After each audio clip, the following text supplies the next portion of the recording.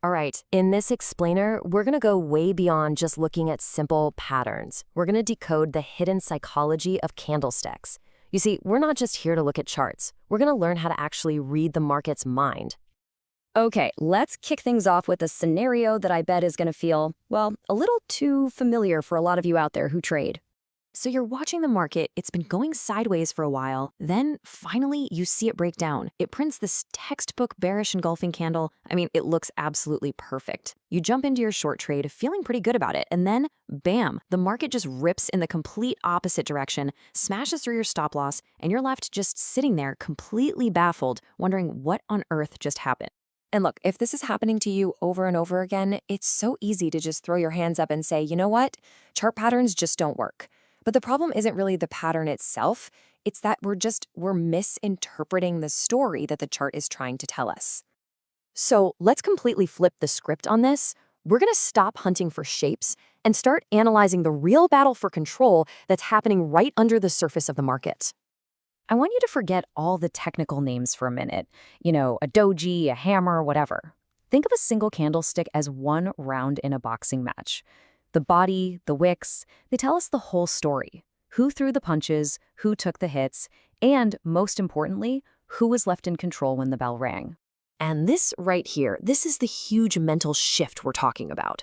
The old way is just reactive, right? You see a shape, you react. The new way is so much deeper. It's analytical. You're asking, what's the real story here? Who's winning this fight and why? Honestly, it's a total game changer. All right, so let's meet the first major player in our little market story, the big, powerful, and, well, often very deceptive momentum candle. You've seen this a million times on a chart.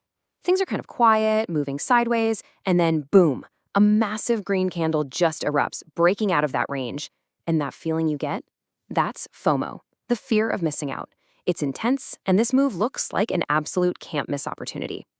But here is the dirty little secret. A lot of the time, these huge candles are actually engineered by the big institutional players. They create that sense of panic, that urgency to get everyday traders like us to jump in and buy. And why do they do that? Because all of our buy orders create the liquidity they need to fill their own massive sell orders at a much better price. It's a trap. And if you don't believe me, look at the numbers. Seriously. Just blindly treating these huge, obvious momentum candles, it works out maybe 1 out of every 10 times.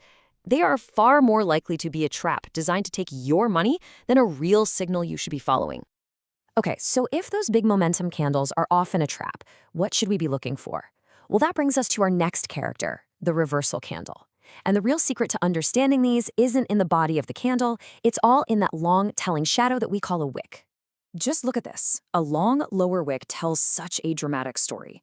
It's saying, hey, the sellers gave it their best shot. They pushed the price way, way down here, but they failed, miserably. The buyers stepped in, completely rejected that lower price, and showed massive strength by shoving the price all the way back up. That rejection, that's the whole story. But, and this is a huge but, a reversal candle all by itself doesn't mean much. It's all about where you find it. You need to see it pop up at a key support level, a spot on the chart where buyers have shown up before. You also want to see that the previous trend was already kind of running out of gas, with the candles getting smaller. And, maybe most important of all, you have to wait for the next candle to confirm that the buyers are really, truly back in control. So we've talked about buyers winning, sellers winning, but what happens when they just fight to a draw? That's where our third candle type comes in, the indecision candle. So imagine the market is just on a tear. The candles are big, they're confident, and they're all moving clearly in one direction. It's super obvious who's in charge. Let's say it's the buyers. And then the music just stops. All that energy just evaporates. The big, confident candles are gone. And now you see these little, tiny, confused-looking ones with wicks on both the top and the bottom. This is the visual sign that the trend is completely exhausted. The conviction is gone. Yeah, this is a sign of total market confusion. Price isn't really going anywhere because nobody, not the buyers, not the sellers, has any real control. This is the market basically screaming at you, stay on the sidelines. Don't force a trade here. You just have to wait until one side proves they're ready to take charge again. Okay, so how do we actually use all this? Let's put everything together into a really simple but super powerful framework that focuses on reading the market story, not just spotting some random patterns. Here's the new game plan. Step 1, you find your key level first, a place of support or resistance. Step 2, only then do you start analyzing the candle psychology right at that specific level. Is the momentum fading? Do you see a story of rejection? Step 3, you're gauging that momentum by the size of the candles.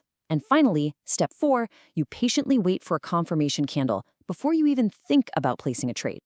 Look, at the end of the day, your job isn't to be a pattern spotting robot. Your real job is to become a market psychologist, to understand the fear, the greed, and the uncertainty that is driving every single candle you see on that chart. So the next time you pull up a chart, I want you to ask yourself that one simple question. Are you reading the story, or are you just seeing shapes? I promise the answer is going to fundamentally change how you see the market, and it might just be the key to finally avoiding all those frustrating traps. Start looking at the market through this psychological lens and see what a difference it makes.